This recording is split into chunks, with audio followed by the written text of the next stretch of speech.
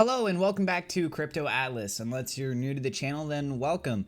Today we're going to be talking about Bitcoin. We're also going to be giving you a little bit of a news update on Maker, as well as a brief look at Orchid, aka OXT. And guys, if you are new to the channel, we do cover a lot of news and information on Bitcoin and altcoins and try to keep you up to date with some of the most relevant information inside the news space. So if you do enjoy the content here, please don't forget to subscribe.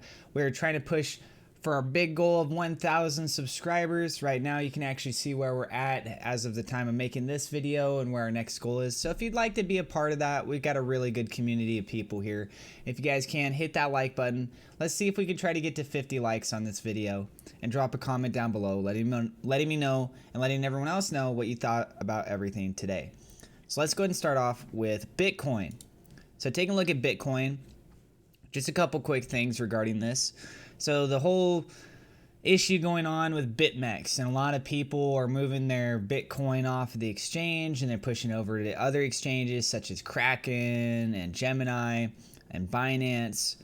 We're also seeing some affecting on options. The options market for October expiration provides some probabilities for Bitcoin's future price, as traders see a 63% chance of Bitcoin over $10,000, a 50% chance over $10,500, and a 36% chance of $11,000 per one Bitcoin.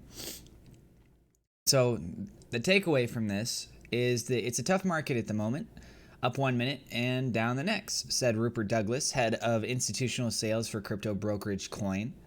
I still think there are risks to the downside. Markets don't like uncertainty, and we've sure got that until early November. What's going on in November? The elections. Excuse me.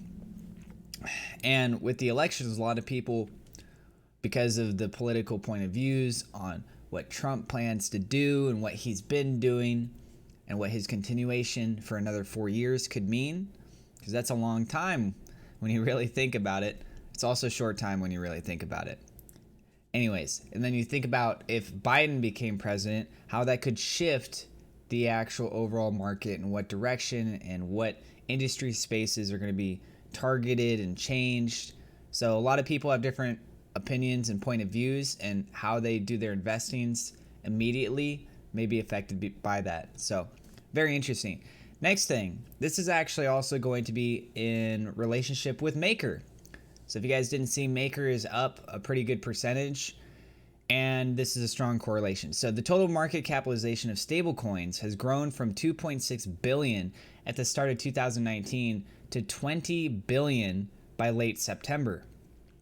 Tether, also known as USDT, at 16 billion leads the way, with US dollar coin USDC in second at 2.5 billion, followed by True USD, TUSD, with a 507 million market capitalization. You can see the actual chart here down below, just going parabolic. You can see it. It's almost looking like it's Tesla or the stock market. Just ridiculous. Anyways, looking over here at Maker, you can see Maker up 4.34% based over on the coin market cap. And you can see over the last 7 days, we've had a steady progression pushing up. And if you didn't know about Maker, just briefly in the description here, Maker is a smart contract platform on the Ethereum chain that backs and stabilizes the value of stablecoin DAI through a dynamic system of collateralized debt positions, CDP, autonomous feedback mechanisms, and appropriately incentivized external actors. So because this has a relationship with the stablecoin market, in my opinion, I believe that is a large indication showing that it has more commercial use, especially right now. And therefore, because it has more usage, there's a bit more demand, increase in demand.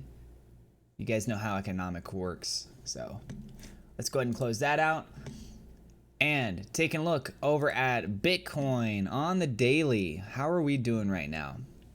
As of the time of this video, it is 9:33 a.m. Pacific Standard Time on October 3rd. We are in the red currently, down just 0.17%. This is a weekend. Technical indicators are suggesting on the sell side, but we're not too bad, guys. We are technically below the level of support, which isn't a great sign to start with. We're also below the 21 EMA, also not necessarily a great sign. The RSI has stabilized. It's pretty close to the median zone of 50. Right here, we're right now bouncing just between right around 45. And if we take a look at it on a little bit more of a micro position, we're going to zoom in here on the 1 hourly. And on the 1 hourly, you can actually see that we're having a bit of a curve that's taking place right along through here, creating new higher lows. So that's actually a good sign so far. Actually setting up the signals themselves, we can see that we do have being established right here.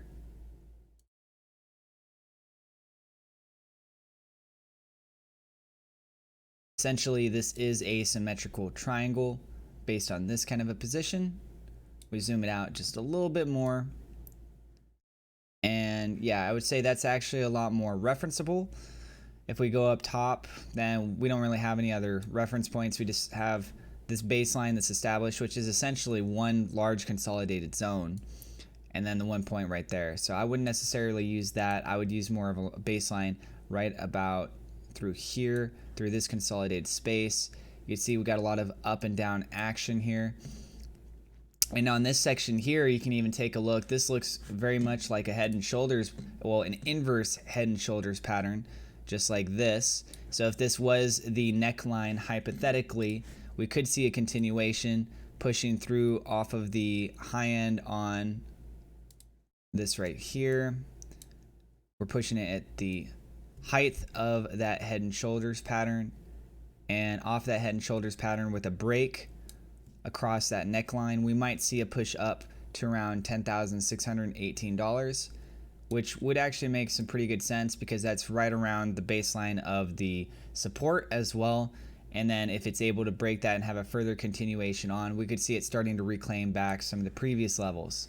But in the immediacy, this is looking pretty good. We're actually starting to see a little bit of a climb up. You can see that it's broken above this level. It has a wick, so it had attempted to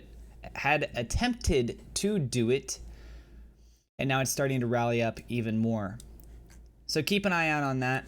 Now if we go take a look over on Orchid here, aka OXT, and how its position is doing. This is an altcoin project a lot of people on this channel have been showing interest in, and I'm also interested in it. By the way, guys, I'm not a financial advisor. Everything I'm saying, look at this for entertainment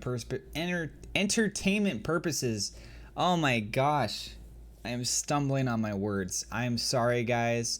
I feel like I need to be like Ivan on Tech, and I need to have a nice little cup of coffee ready to go. Just boom, ready to go. And so yeah, looking at this, you can see the big rectangular box. This is a previous statement of consolidated zone. And let's go ahead and take a look, because we've been essentially forming into another space as well. Well, actually, more or less, this whole space is quite a bit consolidated. You can expand that box out a little bit more on the daily there, and it's just kind of this whole region zone. We filled up to the top, broke back down below, holding up above within this region zone, and then now there's this long period all right about in here that you guys can see that it's consolidated as another perspective view. So we can actually establish this up right now for the short time, because this is where we are at currently in the short time. And I would say that we need to break above this line to get back into the accumulation zone that had taken place as of previously before we see a further momentum up. And by doing so, that would actually be at the 0.618 on the Fibonacci retracement, which is right around the 32.5-cent range. So I would love to see a break above 32.5-cent range. If it hits above just a little over 30.5 cents, then that's going to be above the 21 EMA and above the level of resistance, which are both going to be nice bullish indicators. On the daily itself, you can see it's just slightly on the positive so far. It had a little bit of a dip down, but we're seeing some recovery on the market, which is good news. Bitcoin itself starting to have a little bit of a rally up. It's breaking up above there, and it's starting to push along that line that I just showed you guys here a second ago. I can even move the line over off to the side so you could potentially see that a little bit better. We'll take a look at this one more time before our video is fully over, just to see if everything is lining up accordingly. It could have a retracement back and fill right back into this zone. This could be a fake out, and then in that case, if that is true, and overall, by the way, based on this kind of a perspective with what we have lined up here, let's actually talk one more thing about this with Bitcoin. Realistically, we could potentially end up seeing a movement of continuation all the way up back to $10,800, $10,804 or so. That would actually be extremely bullish, and leading into Sunday, who knows, we might even break back into $11,000 by next week. So that would be great news, right, guys? Unless you're really still trying to buy more on the low end, but at this point, you're really delaying the game, guys. Like, we hit $12,000 recently. We're still holding for the longest period of time now, over $10,000. You can only wait so long. You can only hope for so long that it goes back down to $9,000. When you got so many different analysts that are suggesting that Bitcoin can hit $100,000, $400,000, $500,000. You got people talking about $1 million, this and that. You look at the data backing up a lot of this information. You look at the devaluing of the dollar over time, right? That's another key indicator that you guys need to remember too, is that as time progresses, the United States and other countries that continue to inflate their currency, it devalues it in Bitcoin because of its scarcity and the amount of demand and the amount of people that are holding it. Guess what? The value goes up. So devaluation of dollar, so Bitcoin in comparison to the dollar, and it's also scarcity. It's kind of a double impactor. And because value of dollars are going to be worth less later on, technically you could say, oh yeah, it's $100,000, but if that was 10 years ago, maybe that was only $90,000 of the same equivalent value for the day, right? So anyways, off of that, now we go take a look back over here at Orchid. Sorry about bouncing around a little bit, but hopefully you guys are still following me just fine. And if you guys have any thoughts and opinions and stuff, be sure to let me know in the comments down below, regardless of anything that we're saying here today. I thank all of you guys for being a part of this community. And yeah, so looking at it right now, filling that consolidated zone, slightly up as of this point in time. This is on the daily chart. So as I mentioned, we got to break above those levels. Let's actually take a look at this on the 1 hour chart now. Just zooming in here a bit. And let's see what kind of a pattern do we have going on. Okay, maybe I need to zoom out just a little bit more here.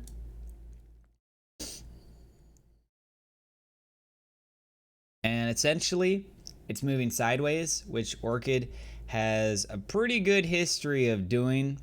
I mean, you can see right here that we've got this long consolidation zone on the hourly. Essentially, it's forming from about right at this point to right about here. So this is more or less looking like a symmetrical triangle. I could even drag this out. It looks like a little bit more right about there. We got a little bit of a tip point at that level.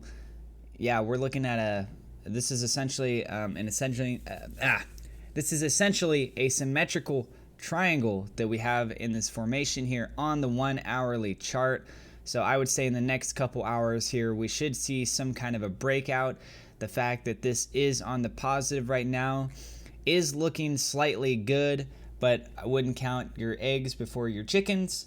And we could end up seeing it break down below the level of support. As you guys can see, the distance between the two, it is technically closer to the level of support than it is the resistance. So that's something to keep in mind. I would wait out the next couple hours personally and see what's actually going to end up happening. I've already loaded my bags. I think these prices are absolutely amazing right now when you do it in comparison to what happened before and all the news that happened before.